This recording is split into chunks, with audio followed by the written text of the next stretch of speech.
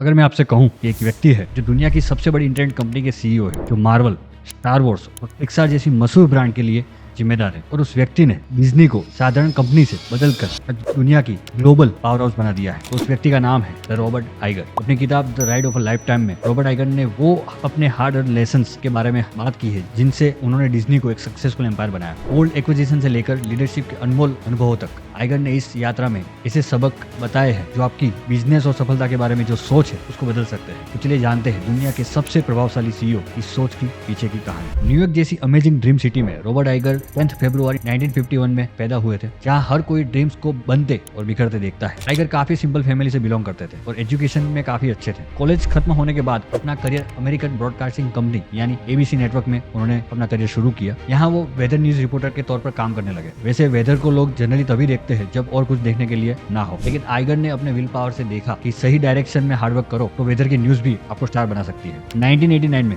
Robert Iger ABC entertainment के director बन गए और 1995 में डिज्नी ने एबीसी नेटवर्क को खरीद लिया। ये उनकी लाइफ का नया और इम्पोर्टेंट चैप्टर था। डिज्नी के साथ जुड़ने के बाद 2005 में वो डिज्नी के सीईओ बन गए। उसके बाद उनका पहला डिसीजन था पिक्सार का एक्विजिशन। 2006 में $7.4 बिलियन में इस डील ने डिज्नी की एनिमेशन मूवीज को एक नई डायरेक्शन दी। वुडी और बज लाइटईयर जैसे कैरेक्टर्स ने बच्चों और बड़ों को दीवाना बना दिया। उन्होंने डिज्नी को कंपनी के साथ साथ बिगेस्ट ब्रांड में बदल दिया। फिर आया 2009, रॉबर्ट आइगर ने मार्वल को $4 बिलियन में खरीद लिया और मार्वल के सुपर हीरोज ने डिज्नी को और भी एक्साइटिंग बना दिया। ये एक मास्टर स्ट्रोक साबित हुआ। धीरे धीरे रॉबर्ट आइगर सक्सेस की नई स्टोरी लिखते रहे, बिल्कुल अपनी मूवीज के हीरो की तरह। इसके बाद 2012 में रॉबर्ट आइगर ने जॉर्ज लुकस से लुकस फिल्म्स को $4 बिलियन में खरीद लिया और 2019 में $71 बिलियन में फॉक्स का एक्विजिशन भी कर लिया। ये डील एंटरटेनमेंट की दुनिया के अलावा इकोनॉमिक्स के पॉइंट ऑफ व्यू से भी बहुत इंपॉर्टेंट थी। रॉबर्ट आइगर के इस डिसीजन ने डिज्नी को एंटरटेनमेंट दुनिया का किंग बना दिया। एक सिंपल सा लड़का हार्ड वर्क, विल पावर और बिलीफ के साथ एक बिजनेस का टाइकून बन गया। इसके पीछे उनका लक भी था, जो एक साथ सारे रास्ते खुलते गए और रॉबर्ट आइगर बन गए डिज्नी के जेम्स बॉन्ड। उन्होंने अपनी किताब the ride of a life time 23 सितंबर 2019 में पब्लिश किया, जिसमें उन्होंने अपनी लाइफ की स्ट्रगल और एक्सपीरियंस के बारे में बताया है। उनके अकॉर्डिंग एक अच्छे लीडर की सबसे इंपॉर्टेंट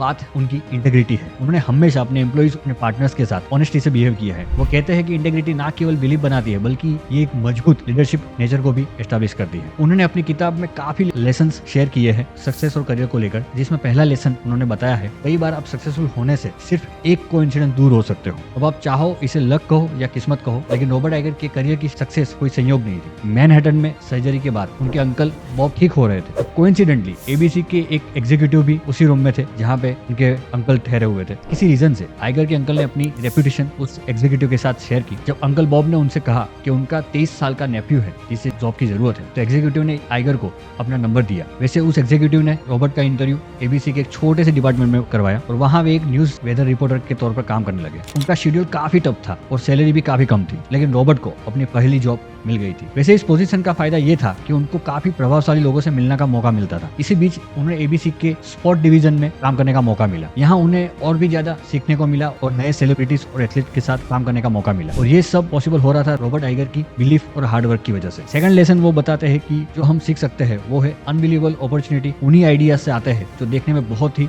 बिल्कुल इम्पॉसिबल हो। जब 1996 में दोनों कंपनी का मर्ज हुआ तो टफ सिचुएशंस में हार्डवर्क के साथ उन्होंने खुद को प्रूव किया कि उनके लिए कुछ भी इम्पॉसिबल नहीं है। जब कंपनी को एक नया सीईओ अपॉइंट करना था, उनके एफर्ट और आगे बढ़ने के प्लान ने उन्हें ये पोजीशन दिलाई। जब उन्होंने पिक्सार के साथ मर्ज होने का डिसीजन बोर्ड के सामने रखा तो बोर्ड को बिलीव नहीं हो रहा था, क्योंकि पिक्सार स्टूडियो के साथ रिलेशन काफी अच्छे नहीं थे और उनके ऑनर स्टीव जॉब्स भी डिज्नी के साथ खुश नहीं थे। पिक्सार का वैल्यूएशन $6 बिलियन था। जॉब्स को समझाना भी आसान नहीं था, लेकिन उन्होंने अपनी कोशिश जारी रखी। 2005 में रॉबर्ट आइगर ने अपना ये आइडिया जॉब के साथ शेयर करने के लिए एक कॉल किया। हालांकि आइगर ने एक मीटिंग का प्रपोजल रखा, स्टीव जॉब्स ने भी एक्साइटिंग में हाँ कर दी। थोड़ी हेजिटेशन के बाद आइगर ने अपना प्लान उनको बताया। इसके बाद दोनों ने डील पर सिग्नेचर किए और कुछ बेहतर हो गया। और अब आप देख सकते हो ये डिसीजन डिज्नी के लिए कितना सक्सेसफुल रहा। Tata toil, the Incredibles and the toy story 3 जैसी मूवीज ने इसे एक सक्सेसफुल डिसीजन में कन्वर्ट कर दिया। नेक्स्ट लेसन जो रॉबर्ट आइगर ने अपनी बुक में बताया है वो है आपका सोशल नेटवर्क, जो कि एक पावरफुल एसेट की तरह काम कर सकता है, जिसका यूज आप अपने सबसे बड़े गोल्स को अचीव करने के लिए कर सकते हो। पिक्सार का एक्विजिशन एक बड़ी डील थी, लेकिन आइगर यही नहीं रुके। उनके पास डिज्नी के लिए और भी बड़े प्लान थे और आइडियाज थे। तो उनकी अगली योजना थी मार्वल के शेयर्स और राइट्स को खरीदना। ये तो क्लियर था कि जिन स्टोरीज के राइट कंपनी के पास थे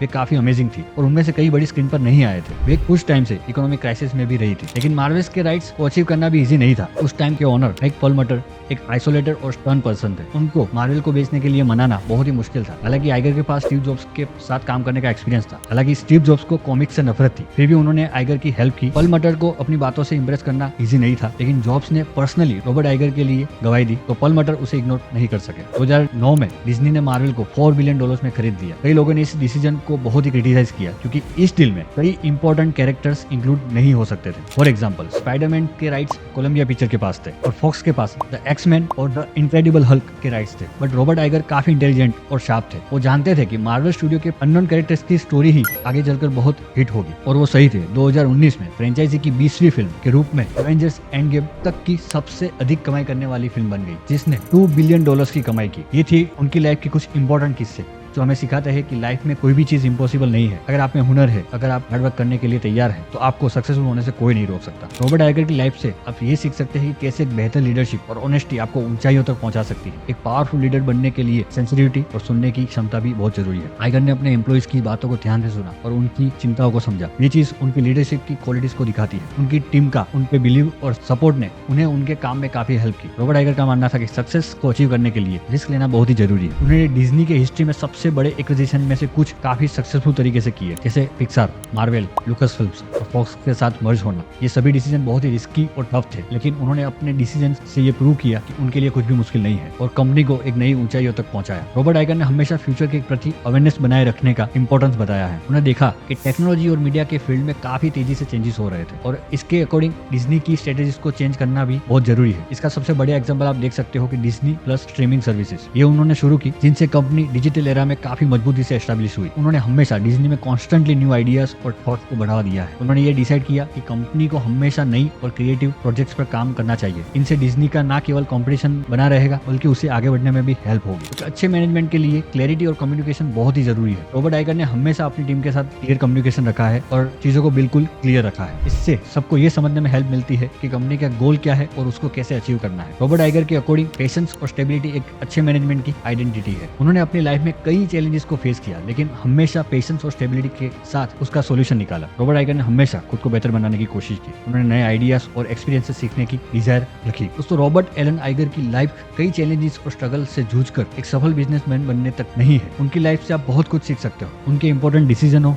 उनकी लीडरशिप क्वालिटी हो, या फिर उनके आगे बढ़ने के लिए हर सिचुएशन में खुद पर बिलीव रखना हो, यही सभी चीजें हैं जो उनको सक्सेसफुल बिजनेस टाइकून बनाता है। उनकी लाइफ के एक्सपीरियंस से हम अपनी लाइफ को बहुत बेहतर बना सकते हैं। रॉबर्ट आइगर की लिखी किताब the ride of a life time उनकी सिर्फ ऑटोबायोग्राफी नहीं है, बल्कि एक रोड मैप है जो आपको लाइफ में आगे बढ़ने के सभी डिसीजन लेने और कुछ बेहतर करने की प्रेरणा देती है। आप ही सोचो, एक सिंपल से लड़के ने बिजनेस टाइकून का ये सफर कैसे तय किया होगा। हम अपने बहुत से ड्रीम पर गिव अप कर देते हैं और ये सोचते हैं कि भी ये मुझसे नहीं हो पाएगा, बहुत मुश्किल है। लेकिन क्या पता, जो चीज आपको मुश्किल लग रही हो वही आपकी डेस्टिनी बन जाए। तो खुद पर बिलीव रखना होगा और लाइफ के हर मोड़ पर पेशेंस और डिसिप्लिन रखना होगा। तो दोस्तों, अगर आप भी लाइफ में सक्सेस को अचीव करने का गोल रखते हो और अपने ड्रीम्स को पूरा करना चाहते हो, तो रॉबर्ट आइगर की ऑटोबायोग्राफी है the ride of a life time, उसको जरूर पढ़े। ये बुक ना सिर्फ आपको इंस्पायर करेगी, बल्कि आपको सही डायरेक्शन में आगे बढ़ने का भी रास्ता दिखाएगी। तो दोस्तों, ये थी एंटरटेनमेंट इंडस्ट्री के जेम्स बॉन्ड और the business tycoon Robert Allen Iger की लाइफ से जुड़ी डॉक्यूमेंट्री। आई होप ये वीडियो आपको पसंद आया होगा। तो ऐसे ही life changing self improvement videos documentaries देखने के लिए इस चैनल को प्लीज सब्सक्राइब कीजिए। तो मिलते हैं नेक्स्ट वीडियो में। Till then as always keep learning, हमेशा सीखते रहे,